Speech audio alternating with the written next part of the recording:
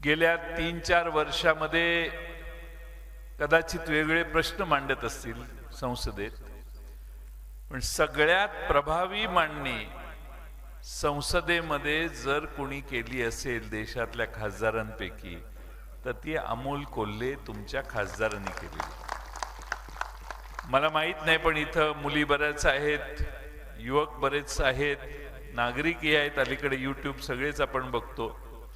नुसतं अमोल कोल्हे टाका आणि त्यांची लोकसभेतली भाषणं ऐकत बसा. कोणत्या विषयावर बोलले नाहीत अमोल कोल्हे असं कधी झालं? आणि बोलले तर ते जुजबी बोलले, हेही बोलले असं कधीच झालं नाही. आणि म्हणून या लोकसभा मतदारसंघाची अतिशय उत्कृष्ट बाजू मांडण्याचं काम, या भागातले प्रश्न सोडवण्याचं काम प्रभावीपणानं आमच्या अमोल कोल्हे साहेबांनी गेले 4.5 वर्षात केलेलं. आज आपल्या सर्वांच्या समोर ते आले आहेत, ते हा शेतकरी आक्रोश मोर्चा घेऊन आलेले, मग कांद्याचा प्रश्न घेऊन आलेले आहेत, आपल्या दूध उत्पादक शेतकऱ्यांचा प्रश्न घेऊन आलेत, आपल्या पीक विम्याचे प्रश्न आहेत, सरसकट कर्जमाफी मिळावी म्हणून त्यांची भूमिका आहे, आणि शेतकऱ्यांच्या मुलांना निश्चित असं शैक्षणिक कर्ज देण्याच्या संबंधात योजना करावी ही त्यांची मागणी आहे. अनेक गोष्टी आहेत त्यांच्या या आक्रोश मोर्चात मागणीच्या स्वरूपात आहे. मला असं वाटलेलं की एखादा संसदेतला खासदार ज्यावेळी असा शेतकरी आक्रोश मोर्चा काढतोय त्यावेळी या जिल्ह्यातले आणि महाराष्ट्रातल्या नेत्यांनी त्याची दखल घेऊन डॉक्टर अमोल कोल्हेंना फोन केला असता की तुमच्या मागण्या काय आहेत, हे प्रश्न सोडवतो आम्ही, तुम्ही आक्रोश मोर्चा काढायची काही गरज नाही. ही आपली सुसंस्कृत महाराष्ट्राची पूर्वीपासूनची पद्धत आहे. पण या ठिकाणी राज्याचे एका पक्षाचे अध्यक्ष ज्यांची सत्ता आहे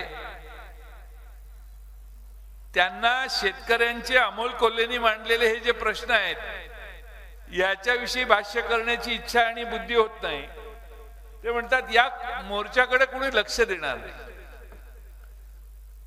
या मोर्चाला कमी लेखण्याचं काम हे सत्तेत बसणाऱ्या पक्षाच्या अध्यक्षांनी करण्यापेक्षा या प्रश्नात आम्ही लक्ष घालतोय आणि या सगळ्या प्रश्नात आम्ही न्याय देणार आहोत अशी भूमिका व्यक्त केली असती तर मतदाराला त्याचं समाधान झालं असतं. मी अनेक वेळा राजगुरुनगरला, चाकणला मला येण्याचा यापूर्वी प्रसंग आला आणि बहुतेक वेळा या भागाचे आमदार दिलीपराव मोहिते हे नेहमी माझ्या व्यासपीठावर असायचे. आज मला खंत वाटते की दिलीपराव मोहितेंनी आज आमचं व्यासपीठ सोडलेलं आहे.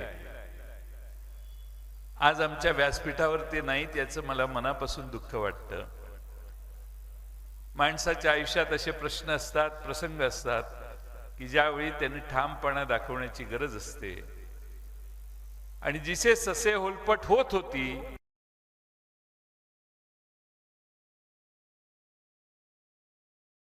झाले असतील तर परमेश्वरच त्यांना वाचवू शकतो असं मला वाटतं.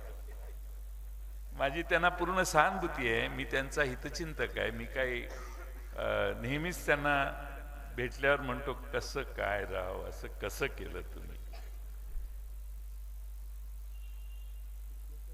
काही लोकांना मी विचारलं की काय परिस्थिती आहे, म्हटले दहशत आहे, दहशत. म्हटलं कसली दहशत? नाही म्हटले दहशत आहे. म्हणजे आताच मी कुठेतरी बसलो होतो तिथं सहज काही तरुण कार्यकर्त्यांना विचारलं, म्हणते दहशत आहे. आज महाराष्ट्रामध्ये याच्या पलीकडे नवी पिढी गेलेली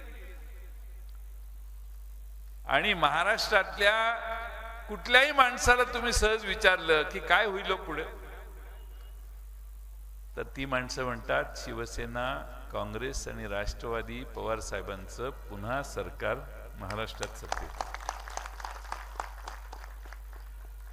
तर सी वोटर नावाचा एक सर्वे करणारी एजन्सी आहे, त्यांनी आकडेवारी आता प्रदर्शित केलेली आहे. किती जागा मिळणार म्हणून सांगितले सी वोटरने? 28 29 जागा. विरोधी पक्षाला काही म्हणजे सत्तारूढ पक्षाला किती 19 वगैरे काहीतरी जागा असं काहीतरी झाले. म्हणजे आजची ही परिस्थिती आहे. आजची मानसिकता ही आहे. अजून शरद पवार साहेब घराच्या बाहेर निघालेले नाहीत, उद्धव ठाकरे घराच्या बाहेर निघालेले नाहीत. ती आता परिस्थिती ही आहे. ज्यावेळी वज्रमुठीच्या सभा महाराष्ट्रात सुरू होतील आणि हे काँग्रेसचे नेते आणि हे दोन्ही नेते एकत्रितपणाने महाराष्ट्रात फिरायला लागतील, त्यावेळी सगळा महाराष्ट्र ढवळून निघेल आणि पुन्हा एकदा जनमत जागं होईल आणि या महाविकास आघाडीच्या बाबतीत पुन्हा न्याय देण्याचं धोरण महाराष्ट्रातली जनता ठेवेल. कारण हे सगळे शेतकरी आक्रोश मोर्चाचे प्रश्न सध्याचं सरकार सोडवण्यासाठी सपशेल अयशस्वी झालेला आहे आणि म्हणून लोक संघटितपणाने अमोल कोल्हे साहेब तुमच्या बरोबर आज आहे. अमोल कोल्हे साहेबांनी, मी आता मुंबईहून आलो, आम्हाला आमचे अतुल राऊत भेटले. ते म्हटले जरा शॉर्टकटने तुम्हाला नेतो. म्हटलं का नाही? म्हटले तळेगाव पासून चाकण पर्यंत ट्रॅफिक जाम असेल म्हणून मधनं इकडनं कुठून तरी त्यांनी घेऊन आले चाकणच्या MIDCतून. आज या प्रश्नाचा तोडगा, निर्णय, निकाल कुणी लावला? ठीक आहे, अमोल कोल्हे तुमच्या घरी आले नसतील, हितनं जाणाऱ्या लाखो शिक्रापूर पासून पुण्याला जाणाऱ्या माणसाची व्यवस्था केली. इकडच्या बाजूनं इकडं पुण्याला जाणाऱ्या माणसाची व्यवस्था केली आणि तळेगावकडून शिक्रापूरकडे जाणाऱ्या माणसाची व्यवस्था केली. देशात कुठंही एवढ्या मोठ्या प्रमाणात वरून एलिव्हेटेड रस्ता कुठंही झालेला नाही. तो अमोल कोल्हेंनी करून दाखवलेला आहे. त्याचं भूमिपूजन होईल कधीतरी पुढच्या काळात. पण याची मागणी, याचा पाठपुरावा गडकरी साहेबांच्याकडे सतत जाऊन पाठपुरावा करणं, पवार साहेबांच्या माध्यमातून असेल, स्वतः सतत त्याचा पाठपुरावा करण्याचं काम असेल, हे अमोल कोल्हेंनी केलं. इथल्या वाहतुकीला न्याय देणारं काम अमोल कोल्हे, हे तुम्ही अजरामर झालेला.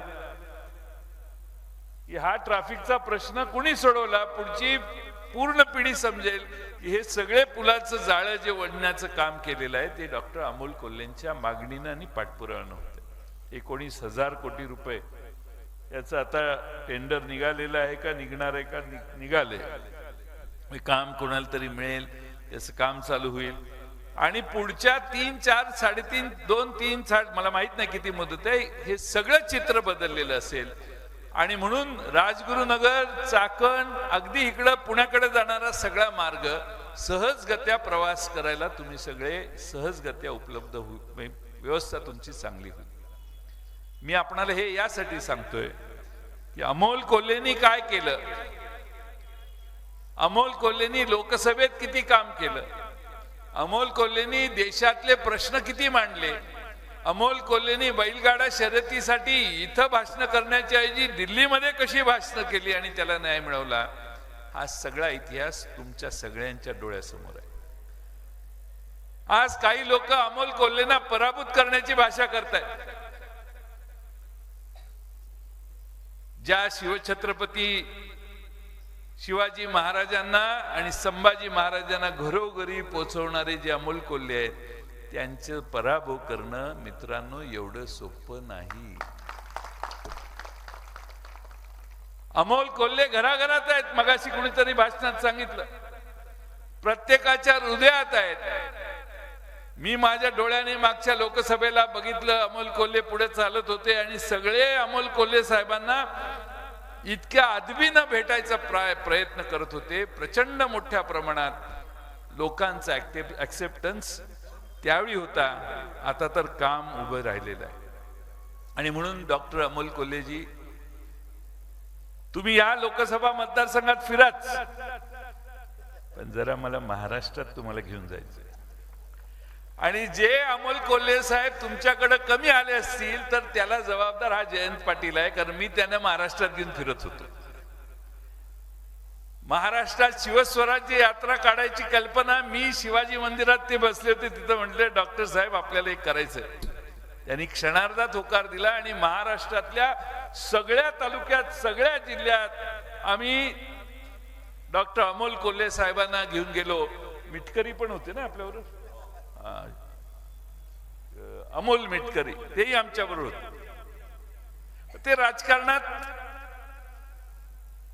त्यांचं भाषण यांचं भाषण वातावरण एवढं फुल फ्लेज असायचं की प्रचंड मोठ्या प्रमाणात शिवस्वराज्य यात्रेचं यश मिळालं. आम्ही लोक म्हणायची 16, 18, 20 पर्यंत पोचाल आमदार, आम्ही 54 आमदार निवडून आणले. आणि म्हणून या महाराष्ट्राला छत्रपती शिवाजी महाराजांच्या बद्दल अत्यंत आदर आहे, संभाजी महाराजांच्या बद्दल आपुलकी आहे. आणि ही दोन व्यक्तिमत्व खऱ्या अर्थाने घराघरात पोचवण्याचं काम आणि अनाजी पंताची खरी ओळख करून देण्याचं काम जर कोणी महाराष्ट्राला केलं असेल तर ते अमोल कोल्हेंनी केलं. त्यामुळे काही चिंता करू नका.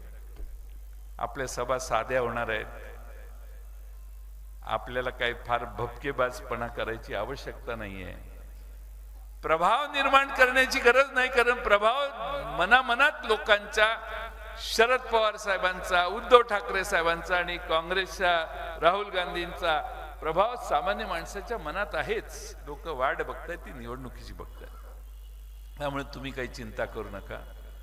डॉक्टर अमोल कोल्हेंना आपण सगळे 100% आणखीन जे मतदारसंघातले प्रश्न राहिलेले आहेत ते सोडवण्यासाठी अधिक प्रोत्साहन द्याल असा मला विश्वास आहे. कांद्याची निर्यात बंदी झाली, त्यांनी सांगितलं एक भाषणातलं एक वाक्य आहे त्यांचं, 7 तारखेपासून 27 तारखेपर्यंत महाराष्ट्रातल्या कुठल्याही मंत्र्याने किंवा प्रमुखांनी महाराष्ट्रातल्या निर्यात बंदी उठवावी असं एकदाही मागणी केली नाही. केली का? कारण सत्तेच्या वळचणीला जाऊन बसल्यावर वर बघता येत नाही, ताठ मानेनं बघता येत नाही.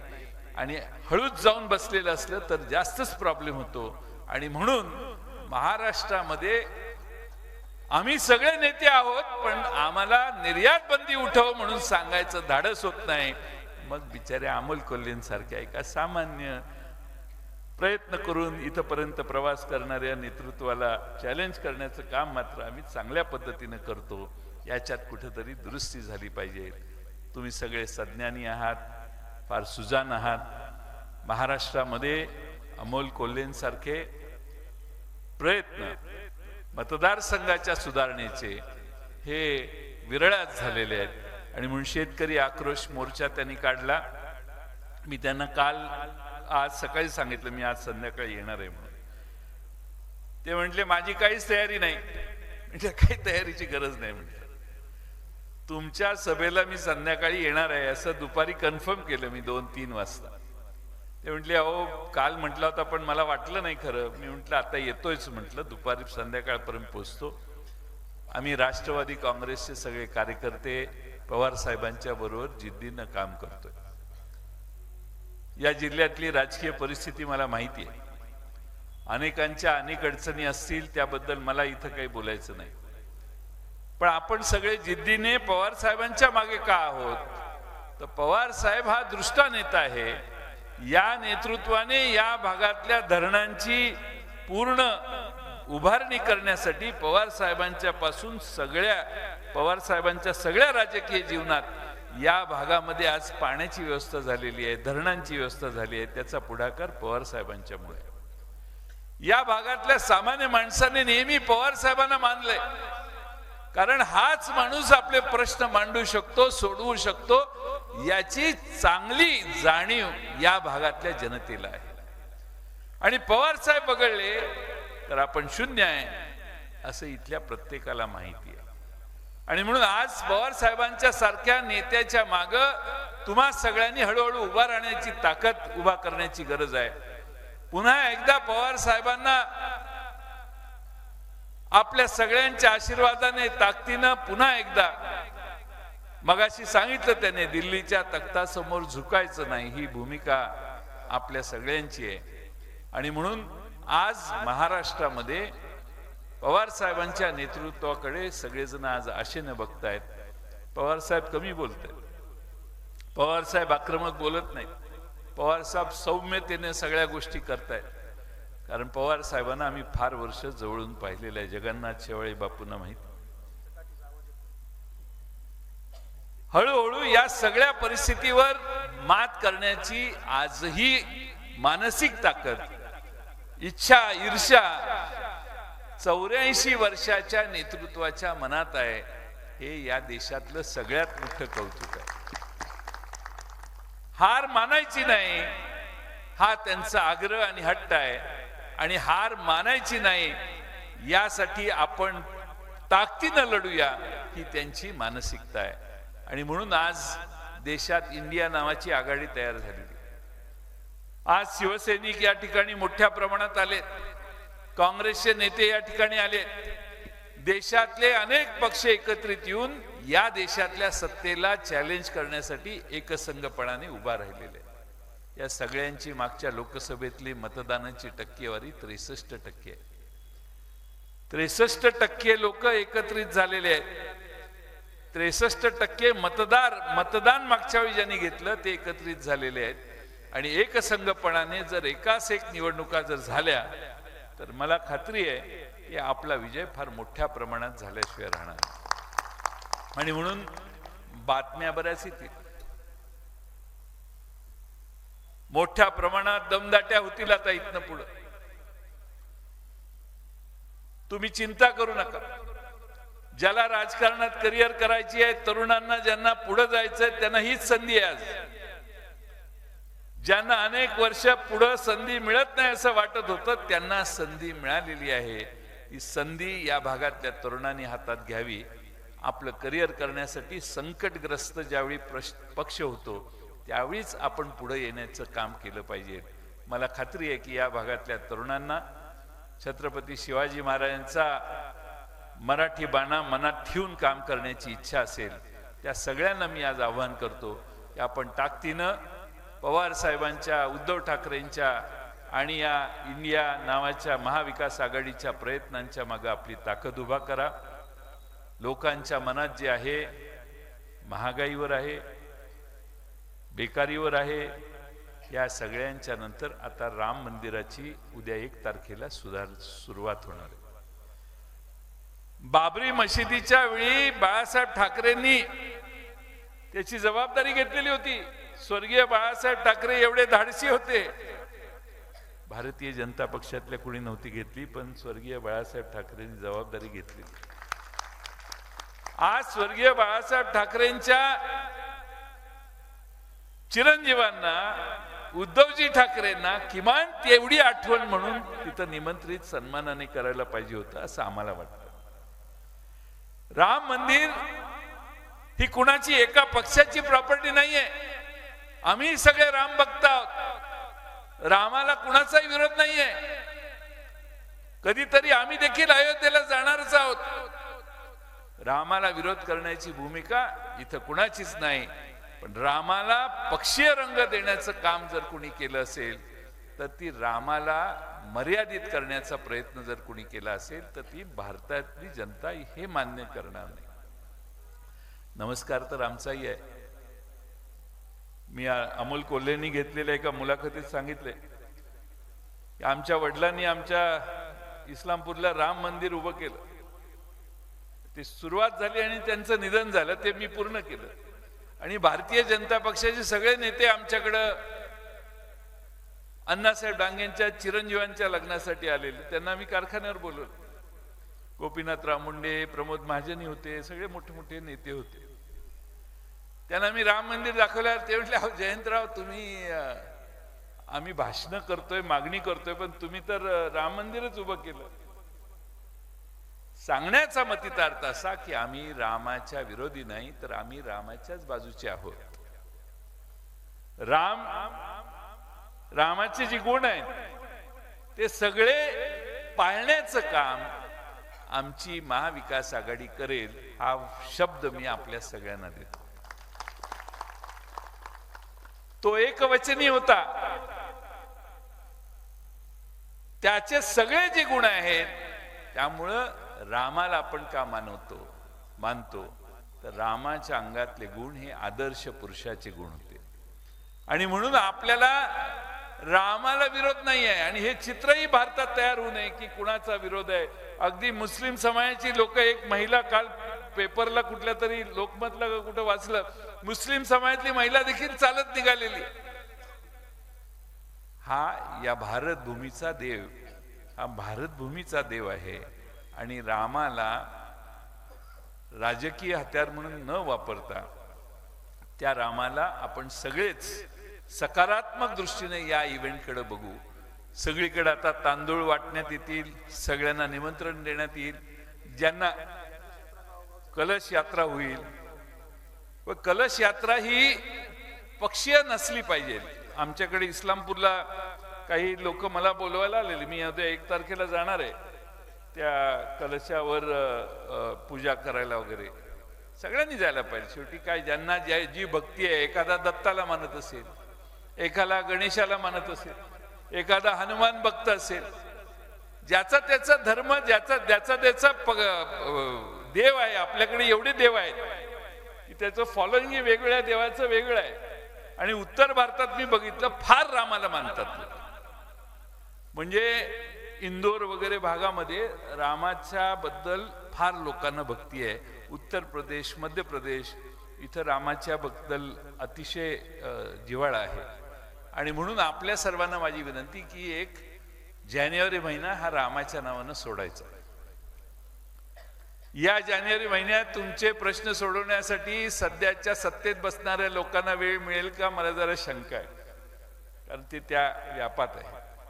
आणि त्यामुळे या जानेवारी महिन्यात कांद्याच्या उत्पादकांना न्याय मिळेल का, दूध उत्पादकांना न्याय मिळेल का, महागाई कमी होण्यासाठी काही प्रयत्न होतील का, साखर उत्पादकांना त्या इथेनॉलचा इश्यू झालाय त्यात न्याय मिळेल का. याच्या बाबतीत जानेवारी महिन्यात असं समजा की रामाला कब्जात घेण्यासाठी सरकार सुट्टीवर गेले, त्याच्यावर कब्जा करण्यासाठी. पण कब्जा हा तुमच्या आमच्या भारतीय जनतेचा रामावर आहे. आणि म्हणून आपण सगळ्यांनी या सगळ्या काळात आपले प्रश्न सोडवण्यासाठी सरकारने जागृती निर्माण करावी, लक्ष द्यावं. यासाठी शेतकरी आक्रोश मोर्चाची गरज होती. अमोल कोल्हेंना मी मनपूर्वक या ठिकाणी शेतकऱ्यांच्या प्रश्न मांडण्यासाठी त्यांनी आज शेतकरी आक्रोश मोर्चाची सकाळपासून शिवनेरीच्या पहिल्या पायरीचं दर्शन घेऊन सुरू करण्याच्या या एका वेगळ्या आगळ्या आक्रोश मोर्चाला सुरुवात केली. कलेक्टर ऑफिसमध्ये पुण्याला 30 तारखेला मला वाटतं संध्याकाळी या मोर्चाचा सभेत रूपांतर होणार आहे. आणि महाराष्ट्रातले प्रमुख नेते, मला खात्री आहे की नक्की त्या ठिकाणी येतील. तुम्हाला आपलं नेतृत्व आपण जपायचं असतं. मी महाराष्ट्राच्या विधानसभेत 90 सालापासून आहे. माझ्या भागातल्या लोकांनी मला जपलं म्हणून नाही. डॉक्टर अमोल कोल्हेंसारखा हिरा हा आपण जर जपला तर शिरूर लोकसभा मतदारसंघाचं नाव देशामध्ये प्रचंड मोठ्या प्रमाणात पुढे आणण्याचं काम हे नेतृत्व करू शकेल असा मला ठामपणाने विश्वास आहे. राष्ट्रवादी काँग्रेस, पवार साहेब, उद्धवजी ठाकरे, काँग्रेस पक्ष या सगळ्यांची ताकद डॉक्टर अमोल कोल्हे साहेब तुमच्या मागे आहे. तुम्ही ताकदीनं पुढे जावा. हा आक्रोश मोर्चा तर यशस्वी होईलच, पण पुढच्या लोकसभेच्या यशस्वीसाठी तुम्हा सर्वांचेच प्रयत्न डॉक्टर अमोल कोल्हेंच्या मागे उभा राहतील हा विश्वास व्यक्त करतो. आणि पुन्हा एकदा या आक्रोश मोर्चाचं समर्थन करतो, या मागण्यांचं समर्थन करतो आणि माझे 2 शब्द मी पूर्ण करतो. धन्यवाद.